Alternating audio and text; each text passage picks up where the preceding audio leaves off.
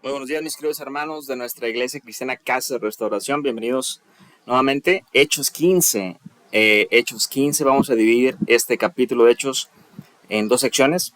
En este capítulo se nos narran dos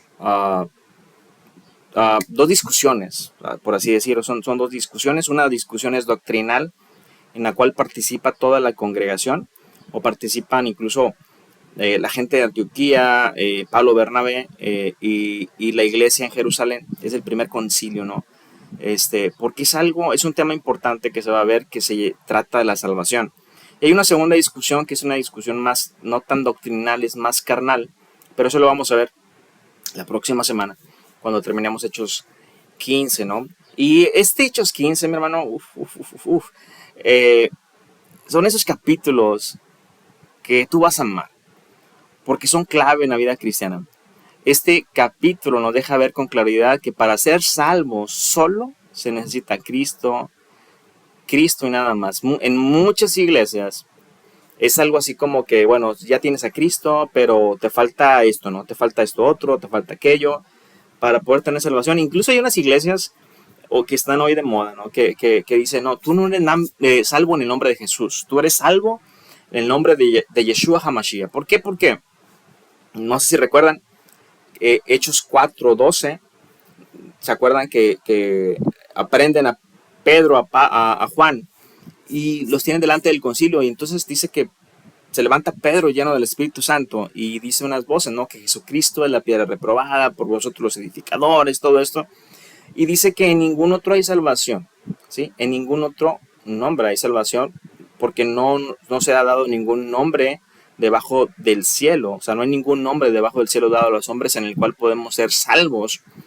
Y ellos toman muy literal esta parte y dicen, bueno, para nosotros es Jesús, porque la Biblia está traducida, o sea, de su idioma original fue traducida hasta el español, y para nosotros es Jesús. Pero hay algo importante en ese versículo. Dice, no eres salvo en nombre de Jesús, sino en el nombre de Yeshua HaMashiach, porque en ese nombre, el único nombre que se nos ha dado debajo del cielo es Yeshua HaMashiach en el idioma original.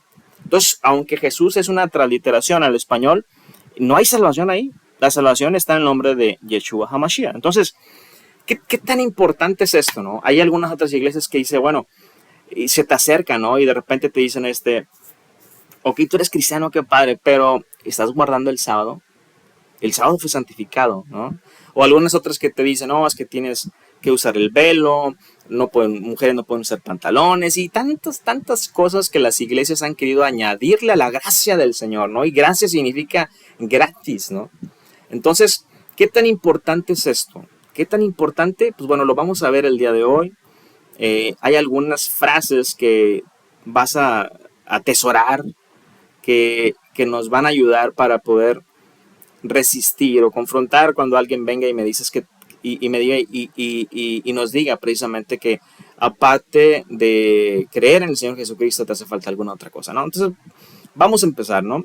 Lo primero que recordamos es de que Pablo y Bernabé van llegando de su viaje misionero, ¿no? El primer viaje que se presentó alrededor de un año y medio, 2 años fue lo que duró este viaje. Entonces, tanto Pablo como Bernabé, pues imagínate, después de 2 años de estar lejos de casa, llegan a Antioquía y no sé, pero yo al menos cuando me voy de viaje 3 días, una semana de viaje, lo que quieres es llegar a la casa a descansar. Yo imagino que después de 2 años, o un año y medio, 2 años, ellos llegaron con ganas de decir, bueno, ya estamos en casa, ¿no? Ya podemos descansar. Pero se encuentran con algo, ¿no? Llegando a Antioquía se encuentran con lo siguiente. Vamos a comenzar en el capítulo 15, versículo 1. Dice, entonces algunos que venían de Judea enseñaban a los hermanos, si no os circuncidáis conforme al rito de Moisés, fíjate lo que decían. O sea, si no se circuncidan de acuerdo a lo que Moisés dijo, no van a poder, o sea, no pueden ser salvos. Hijo de Jesús, esto es algo importante. Y se lo estás diciendo a la primera iglesia de gentiles, bro. La iglesia de Antioquía. Recuerden que la iglesia de Antioquía es la primera iglesia de gentiles. Descendió el Espíritu Santo en ellos. Acuérdense que se impusieron manos y descendió el Espíritu Santo en ellos. Entonces, pero hubo judíos que llegaron que venían de Jerusalén, llegan a esta iglesia de gentiles, y recordemos la gran diferencia de los judíos con los gentiles, de los judíos que se sentían no se sentían, eran los elegidos, el pueblo elegido del Señor, el pueblo escogido por el Señor para hacer luz a las naciones. Y los gentiles, pues eran gentiles, ¿no? O sea, para los judíos los gentiles eran pues la chusma, ¿no? Eran los olvidados de Dios, ¿no? Por decirlo de alguna manera, ¿no? Había una gran diferencia marcada para los judíos. Entonces los judíos decían, oye, espérame, o sea, ¿cómo que ustedes van a ser salvos? No, nosotros llevamos toda la vida siendo judíos, nosotros llevamos toda la vida siguiendo la ley, nosotros llevamos toda la vida tratando de seguir los ritos de Moisés, para que tú, gentil, vengas y me digas que eres salvo. Entonces ellos dicen, no. O sea, qué bueno que crees en Cristo, qué chido que ya crees en Cristo, pero les falta circuncidarse para ser salvos, ¿ok? Entonces, pues imagínate, Pablo y Bernabé, después de aventarse un año de doctrina antes de su viaje misionero con ellos, pues ya vienen otra gente de afuera y ya la empezaron a cambiar toda la doctrina prácticamente a la gente de Antioquía.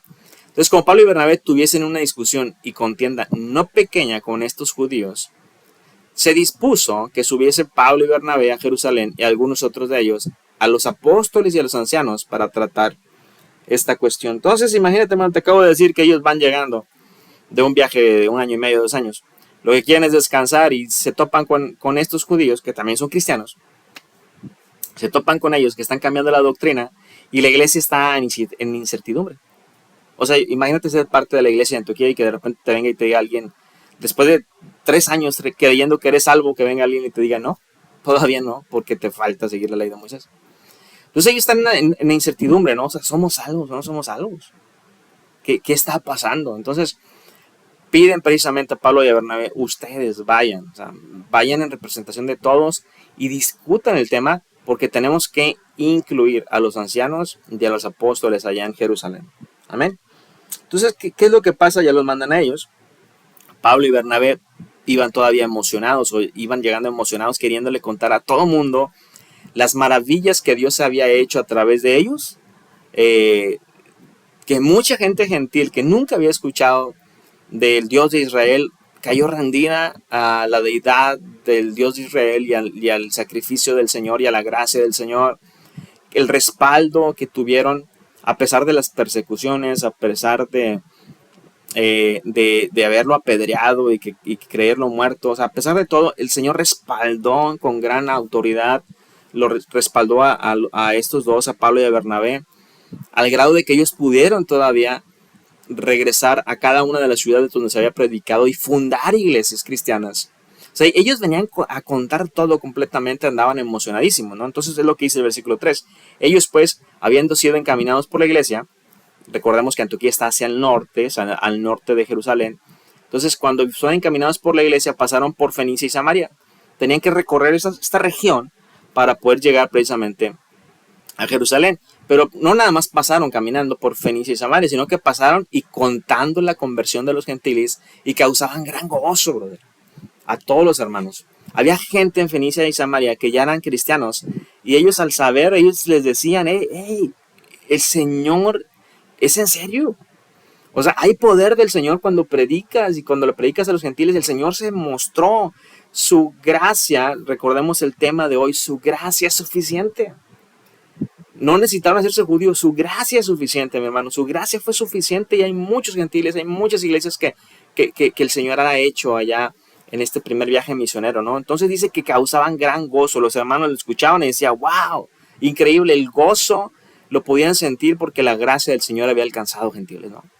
Versículo 4 dice, llegando a Jerusalén, fueron recibidos, fíjate nada más por quién, por toda la iglesia, los apóstoles y los ancianos, que eran los que tenían cierta autoridad en la congregación.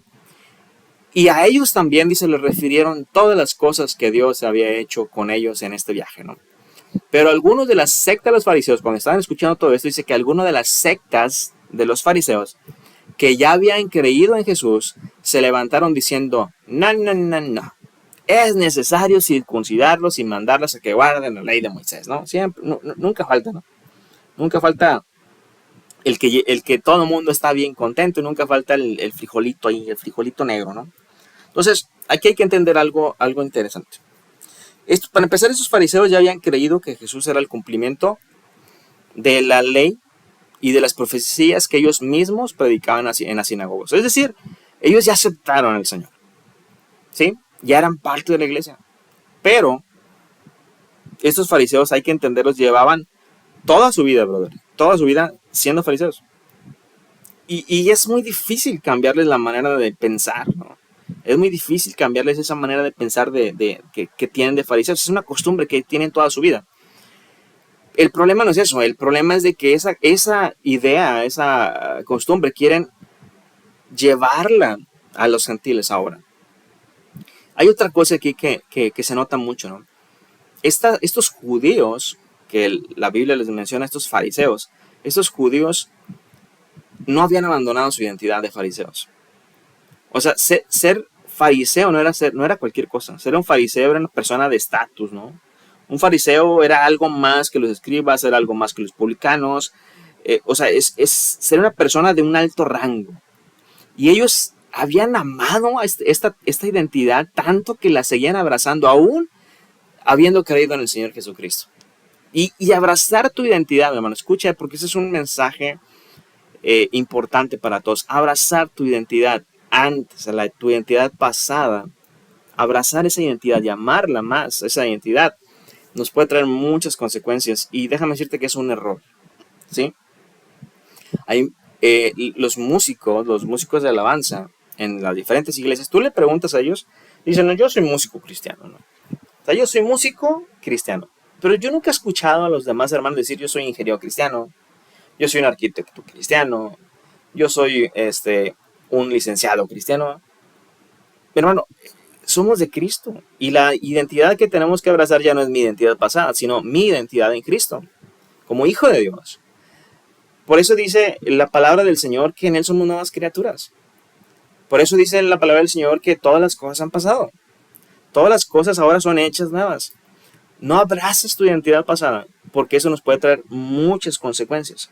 Hasta este punto, bueno, hasta este punto no, pero digo, hasta antes de que nuestro Señor apareciera en escena, había dos tipos de personas, por así decirlo. Los judíos, que eran aquel pueblo elegido de Dios, y el resto del mundo, los gentiles. Los que no tenían nada que ver con el Señor, con Dios, con Jehová, ¿sí? Pero cuando el Espíritu Santo viene, ahora hay tres grupos de personas. Están los judíos, los gentiles y la iglesia de Cristo, ¿no? Entonces, los que se añaden a la iglesia de Cristo ya no son judíos. Ya no son esos judíos porque dejaron toda la ley para seguir al Señor, ¿sí? Estos judíos dejan de ser judíos para ahora abrazar a Cristo. Y los gentiles dejan de ser gentiles, dejan su idolatría ahora para abrazar a Cristo. ¿Me explico? Entonces ahora hay tres tipos de personas y nosotros pertenecemos al grupo de la iglesia. Entonces estos judíos, estos fariseos habían abrazado tanto su identidad que aún siendo cristianos, que aún creyendo en el Señor, la seguían abrazando y ellos todavía seguían diciendo, no, es que necesitan circuncidarse, necesitan hacer esto demás. Era su manera de pensar, está bien. Pero en Cristo, brother, somos diferentes y ahora se trata de lo que el Señor quiere en nuestras vidas. Versículo 6.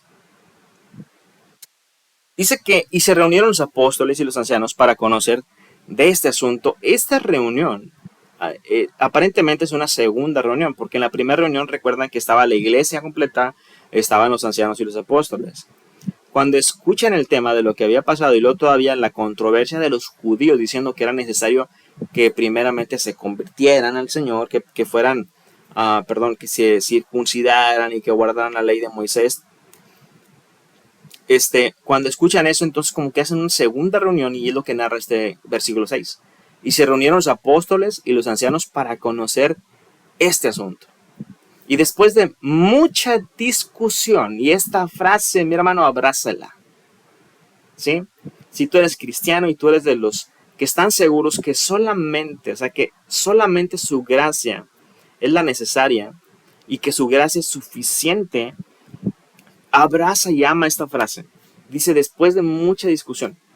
Mi hermano, cuando alguien vaya a tu casa y te diga, qué bueno que eres cristiano, pero ¿guardas el sábado? Tú nada más dile, voltea y dile, mira a los ojos y dile, ¿sabes qué? Yo no voy a discutir contigo. Porque ese tema ya se discutió y se discutió mucho en la Biblia. ¿Ok? Y no lo discutió gente ignorante. O sea, lo discutió Pedro, lo discutió Juan, lo discutió Pablo, lo discutió Jacobo. O sea, lo discutieron los discípulos. Se hizo todo un concilio en Jerusalén, en la primera iglesia, para poder decir que solamente la gracia del Señor es suficiente. Entonces tú puedes voltear y decirles, ya se discutió, mi hermano, y se discutió mucho. Yo no lo voy a discutir contigo. ¿Ok? Dice, después de mucha discusión, Pedro se levantó y les dijo, y yo me imagino aquí en este punto la cara de Pablo, porque hay algo que no vimos en Hechos, que pasó en Antioquía hace unas 2-3 semanas de este evento. Recuerdan que Pablo y Bernabé van llegando después del viaje misionero y que en Antioquía precisamente ven algunos judíos que estaban tratando de judaizar y diciendo que no eran salvos, lo que vimos ahorita en el versículo 1. Bueno, en ese momento Pedro estaba también ahí. Y es algo que no narra Hechos, pero que sí narra Gálatas. Y en ese momento Pedro está ahí y lo que está pasando es de que Pedro llega y Pedro empieza a convivir con la iglesia gentil, ¿ok? Con los gentiles de la iglesia. Son cristianos, brother, y Pedro ya entendía esto. Entonces, Pedro estaba conviviendo con ellos. Y Pedro estaba conviviendo y estaban comiendo carnitas, ¿no? Era prohibido comer cosa inmunda, ¿no? Y Pedro estaba con los gentiles, que para ellos era normal comer carnita de cerdo. Pedro estaba comiendo con ellos y estaba conviviendo.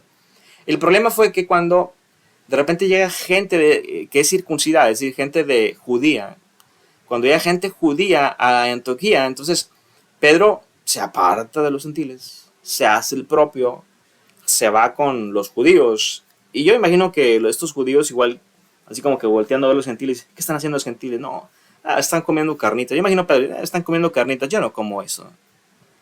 ¿Por qué? Porque Pedro tenía miedo, dice, de acuerdo, o tenía miedo a los de la circuncisión. ¿Qué fueran a decir de mí, no?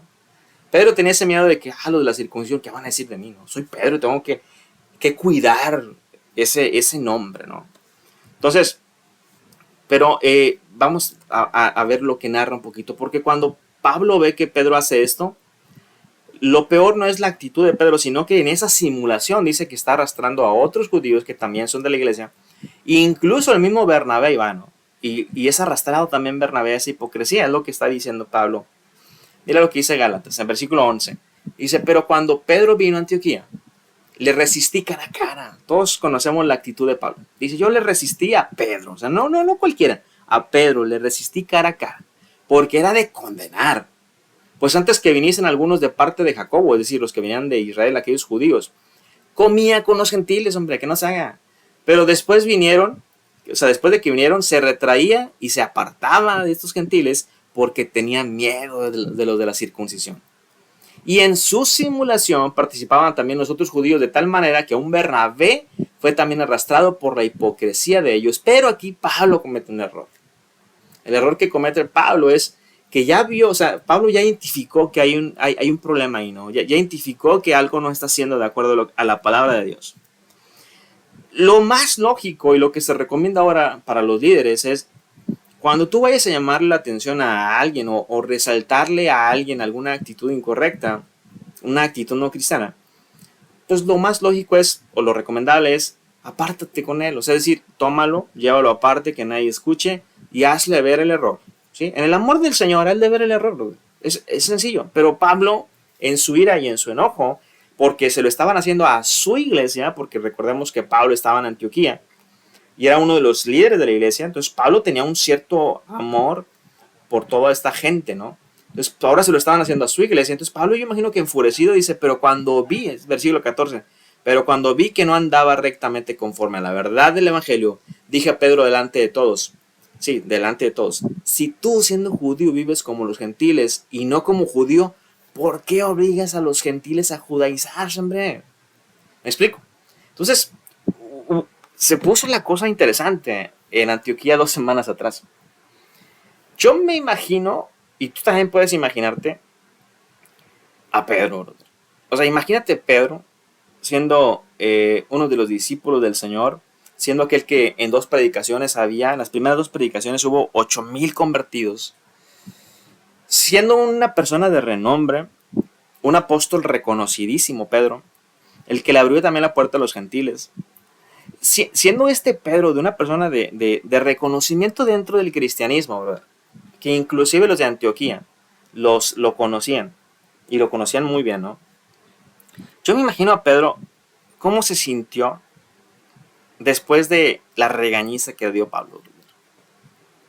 Porque Pablo simplemente le dijo, no seas hipócrita enfrente de todos. Resumiéndolo, fue lo que le dijo. Entonces yo me imagino el sentimiento de Pedro de Pedro decir, hijo, eso se me bañó, pero ¿sabes qué? Estamos en su iglesia. Sí, estamos en Antioquía. Es Pablo, el líder de la iglesia, junto con Bernabé y algunos otros. Y toda la iglesia, pues es Antioquía. Y no estoy en mi territorio. Probablemente por la cabeza de Pedro pudo pasar así como que, o sea, me las va a pagar ¿no? Cuando vayamos a Jerusalén, ahí me las voy a cobrar. Y es precisamente lo que está pasando en este momento. Dice el versículo 7, y después de mucha discusión, nuevamente, Pablo y Bernabé llegan a Jerusalén porque hay un interés, un tema de interés que es la salvación para la iglesia que ellos están comandando, que el Señor les ha entregado a ellos para que dirijan. Y hace 2 semanas Pablo le dio una buena regañada a Pedro allá, y ahora están en Jerusalén, en el territorio y en la casa de Pedro, y ahora está Pedro de local, y ahora Pedro se levanta. Dice, Pedro se levantó, toma el micrófono Pedro, y enfrente de todos les dijo. Entonces yo me imagino la cara de Pablo, así como que, hijo, eso se las va a cobrar, ¿no? Cualquiera pensaría se las va a cobrar, y probablemente si yo hubiera sido Pedro, que obvio, me falta mucho para llegar ahí, pero si yo hubiera sido Pedro, probablemente hubiera usado foro y micrófono y a mi iglesia como para poder carnalmente decir algo en contra. Pero aquí se nota que los discípulos son manejados por el Señor y por el Espíritu. Porque lo que vemos de Pedro no es una discusión carnal. Están hablando de un tema importante. Y el Espíritu Santo está participando en la solución de esta discusión, hermano. Entonces Pedro se levanta y fuera de cobrarse aquel regaño, dijo, varones hermanos, vosotros sabéis, como ya hace algún tiempo que Dios escogió que los gentiles oyesen por mi boca la palabra del evangelio y creyesen. ¿Sí? Versículo 8. Y Dios, que conoce los corazones, les dio testimonio dándoles el Espíritu Santo, lo mismo que a nosotros, dice este versículo. Prácticamente lo que Pedro está diciendo. O sea, Pedro prácticamente comenzó diciendo, Dios escogió que los gentiles creyesen. O sea, Pedro dijo, no fue mi idea, ¿no? Lo primero que está diciendo Pedro es, no fue mi idea, fue Dios el que me escogió para que precisamente pueda llevarle la palabra a los gentiles, para que ellos puedan creer. Y aquí está haciendo referencia a lo que vimos todos en algunos capítulos anteriores con Cornelio. Y continúa todavía diciendo Pedro, yo podía haber sido engañado. O sea, dice, y Dios que conoce los corazones. O sea, Pedro dijo, bueno, yo pude haber sido engañado. O sea, en las iglesias en la actualidad hay mucha gente que dice, es que yo soy cristiano, pero realmente no es. Nosotros podemos ser engañados, ¿sí? Los hermanos de la iglesia pueden ser engañados porque otros hermanos nos dicen que son cristianos. Los líderes de la iglesia podemos ser engañados por gente de la iglesia que dice ser cristiana, ¿sí? Pero dice, yo pude ser engañado, pero Dios no. Pero le está diciendo básicamente, yo no lo escogí. Número 2, aunque yo pude haber sido engañado, a Dios no lo pueden engañar. ¿Me explico? Dios no puede ser engañado. Y Dios que conoce los corazones, o sea, Él no puede ser engañado porque el Señor conoce los corazones. Les dio testimonio dándoles el Espíritu Santo lo mismo que a nosotros. Es decir, Pedro dice la evidencia. O sea, ellos me dijeron que habían creído. Yo pude ser engañado, pero Dios no fue engañado. Dios conoce los corazones y respaldó a los gentiles dándoles el Espíritu Santo igual que a nosotros. ¿Cuándo? Pues obviamente en Hechos 2, ¿no? Cuando el Espíritu Santo desciende. De la misma manera. Los escuché también hablar en lenguas. ¿Sí? Los escuché manifestar el Espíritu Santo, que es hablar en lenguas. Entonces, dice, yo pude ser engañado, pero Dios no fue engañado. Así que Dios los escogió, o sea, fue idea de Dios, no fue mi idea. Número 2, Dios los respaldó porque le dio el testimonio del Espíritu Santo. Versículo 9 dice, y ninguna diferencia hizo. Dios no hizo diferencia entre nosotros y ellos, purificando por la fe sus corazones. Tal vez no nos está purificando por las obras, pero si es algo cierto, está purificando sus corazones por la fe, brother, por creer. Versículo 10. Ahora pues, ¿por qué tentáis a Dios? Y esta frase, mi hermano, también anótala. Recordemos, hay 4 frases que tú debes de atesorar. La primera, dijimos que se discutió mucho, ¿no? La segunda frase es esta, ¿por qué tentáis a Dios? Cuando alguien vaya a tu casa y te diga, qué bueno que eres cristiano, pero, ¿sabes qué? Es que tú, o sea, no eres salvo, si no eres salvo nada más, o tienes que ser salvo en el nombre de Yeshua HaMashiach, tú nomás simplemente dile, no tientes a Dios, ¿sí? Es lo que dice aquí, ¿por qué tentáis a Dios? No tientes a Dios. Cuando alguien vaya a tu casa y te diga, no, es que si eres cristiano, pero tienes que guardar el sábado, ¿no? Es que no puedes usar pantalón, mujeres, tú no puedes predicar y cosas así. Tú nomás dile, no tientes al Señor. ¿Por qué ponen sobre la cerviz de los discípulos un yugo que ni nuestros padres ni nosotros hemos podido llevar? O sea, ¿por qué quieres ponerle la ley? Es lo que Pedro está diciéndole a la gente, a los judíos. ¿Por qué quieren ponerle la ley, la carga? Porque es una carga. ¿Por qué quieren ponerle la carga de la ley a aquellos que Dios ya respaldó y les dio el Espíritu Santo? Una carga que ni siquiera ni tú, brother, puedes llevar. Ni tú ni tus papás pudieron llevar. ¿Cuál es la necedad? Prácticamente le está diciendo eso Pedro a ellos. Versículo 11. Y aquí Pedro cambia completamente el pensamiento de estos judíos. Porque ellos decían, bueno, ok, ya creen en el Señor, pero la salvación se consigue primeramente siendo judío. Más creer en Cristo, igual a salvación. ¿Sí? Nosotros somos salvos así. Los judíos probablemente de la iglesia, de estas iglesias que ya habían creído en el Señor, lo que estaban tratando de decir es, bueno, nosotros somos judíos, porque somos el pueblo de Dios. Ahora ya creemos en el Señor, ya creemos en la promesa, ya creemos en todas las profecías que están en Jesucristo, ya lo creemos, ahora somos salvos. Tú, gentil, tienes que ser salvo igual que nosotros. Tienes que ser judío, creer en las promesas que es Jesucristo y serás salvo. Y Pedro le dice, no, no es así. Antes creemos que por la gracia del Señor Jesús seremos salvos de igual modo que ellos. ¿Por qué? Porque dice, nosotros queremos llevar la ley, no la podemos llevar, no la podemos seguir, no la podemos cumplir. Y por no cumplir es un castigo. Pero creemos que por la gracia del Señor Jesús seremos salvos. No por la ley, por su gracia. Igual que ellos. Entonces les cambia por completamente el panorama. O sea, es como si le dieras un giro de 180 grados al pensamiento de ellos. Y dice, antes creemos que la gracia del Señor es suficiente. Es el tema de hoy. La gracia del Señor es suficiente. Y que por su gracia vamos a ser salvos. Igual que ellos. Ellos no están cumpliendo la ley, pero Dios los respaldó. Y creemos que nosotros que no podemos, que tenemos la ley y no la podemos cumplir, Dios como quiera nos va a respaldar. Porque es por su gracia, ¿me entiendes? Y entonces, ¿qué pasó en el versículo 12? Cuando escuchan este mensaje de Pedro, dice que los mariachis callaron, ¿no? Dice, entonces toda la multitud cayó y oyeron a Bernabé y a Pablo que contaban cuán grandes señales y maravillas había hecho Dios por medio de ellos entre los gentiles. Y aquí aprovecha nuevamente Pablo y Bernabé, narran estos 2 años tan llenos de bendición para ellos dos, en los cuales fueron usados por el Señor, tuvieron ese privilegio de poder ser usados por el Señor, y el Señor respaldándoles con su palabra, respaldándoles con su espíritu, respaldándoles con su poder. Y cuando ellos callaron, dice, Jacobo respondió diciendo, varones hermanos, oídme. Este Jacobo es el hermano de Jesús. Recordemos que en capítulos anteriores el apóstol Jacobo fue decapitado, ¿sí? Este Jacobo es el hermano de Jesús. Y probablemente este Jacobo, a lo que se ve en estos versículos, tiene mucha autoridad dentro de la iglesia y es probablemente que sea el pastor de la iglesia en Jerusalén. Ok, algunos comentaristas lo ubican como el pastor de la iglesia de Jerusalén. Entonces dice, y cuando ellos callaron, Jacobo respondió diciendo, varones hermanos, oídme. Simón ha contado cómo Dios visitó por primera vez a los gentiles para tomar de ellos pueblo para su nombre. Y con esto concuerdan las palabras de los profetas como está escrito.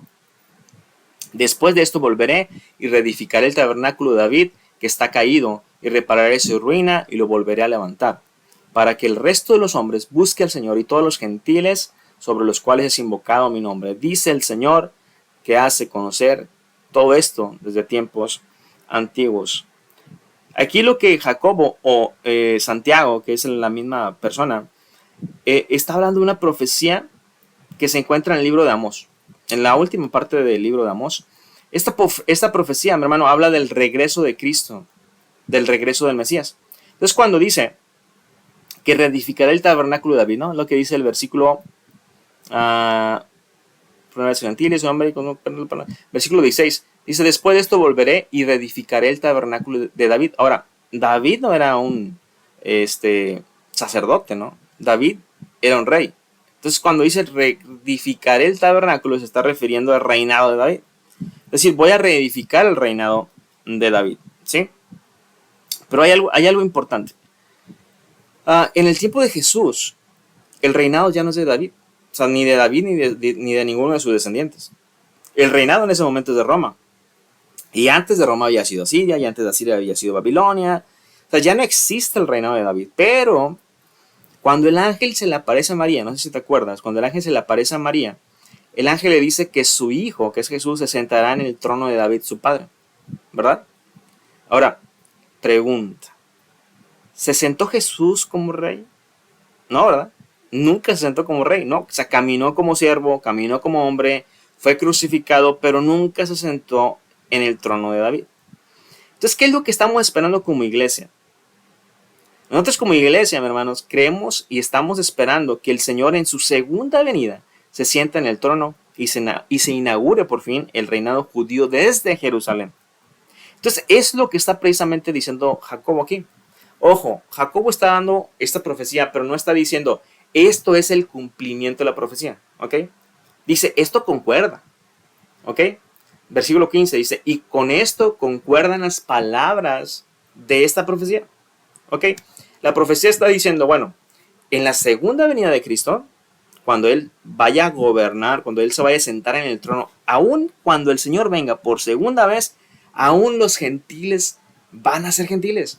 Nosotros queremos judaizarlos. Y Jacobo dice, no, cuando el Señor venga, como quiera, los gentiles que ya creyeron van a seguir siendo gentiles. Dice, después de esto volveré, nuevamente versículo 16, vamos a ver el versículo 16. Después de esto volveré y reedificaré el tabernáculo de David que está caído y repararé sus ruinas y lo volveré a levantar para que el resto de los hombres busque al Señor y todos los gentiles sobre los cuales es invocado mi nombre. Los gentiles van a seguir siendo gentiles, así, ¿para qué los queremos judaizar? ¿Sí? Entonces, continuamos con el versículo 19. Nuevamente Jacobo dice, por lo cual yo juzgo, ¿sí? Y cuando Jacobo dice, por lo cual yo juzgo, es decir, yo determino, ¿sí? Está dando a entender que tenía una muy buena autoridad en la iglesia de Jerusalén. Por eso, nuevamente los comentaristas lo mencionan como si fuera el pastor de la iglesia en Jerusalén. Dice, por lo cual yo juzgo que no se inquiete a los gentiles que se convierten a Dios. Y esta es la tercera frase, mi hermano, que tú tienes que atesorar en tu vida. Cuando alguien vaya y te diga, tú eres cristiano, sí, que bueno, pero sabes que tienes que guardar el sábado, tú simplemente puedes decirle, no me inquietes, ¿ok? No me inquietes, no me inquietes, simplemente no me inquietes. ¿Por qué? Porque número uno, eso ya se discutió y se discutió mucho. Número dos,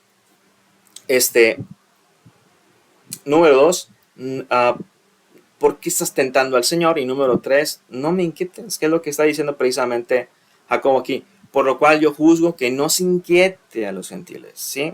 No se inquiete a los gentiles que se convierten al Señor, que se convierten a Dios, sino que se les escriba que se aparten de las contaminaciones de los ídolos, de fornicación, de ahogado y de sangre. Porque Moisés, desde tiempos antiguos, tiene en cada ciudad quien le predique en las sinagogas, donde es leído cada día de reposo. O sea, prácticamente lo que Jacobo dijo es, si eres gentil, pues que no te inquieten, ¿no? ¿Sí? Estamos hablando de los cristianos. Cristiano, ¿eres gentil? Que no se te inquiete, simplemente. Número 2, Si eres judío, si eres un cristiano y eres judío, pues ahí tienes las sinagogas en tu ciudad. O sea, hay sinagogas que se les predica a Moisés. Ahora, si el tema de hoy es su gracia es suficiente, y es lo que hemos visto, no necesitamos Cristo ni nada más, hay que entender, no es un debate, ¿sí?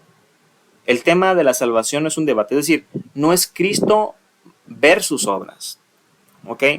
Ni tampoco es Cristo más obras. La salvación se trata de Cristo obrando en mi vida, ¿ok? Se trata de un Jesús, un Señor Jesucristo que está obrando en nuestras vidas. Entonces, nuevamente, si la gracia del Señor es suficiente, ¿por qué estas cosas? O sea, ¿por qué dice que se les escriba que se aparten de la contaminación de los ídolos, que se aparten de fornicación y de ahogado y de sangre? ¿Por qué no nada? Si solamente su gracia es suficiente. ¿Por qué no nada?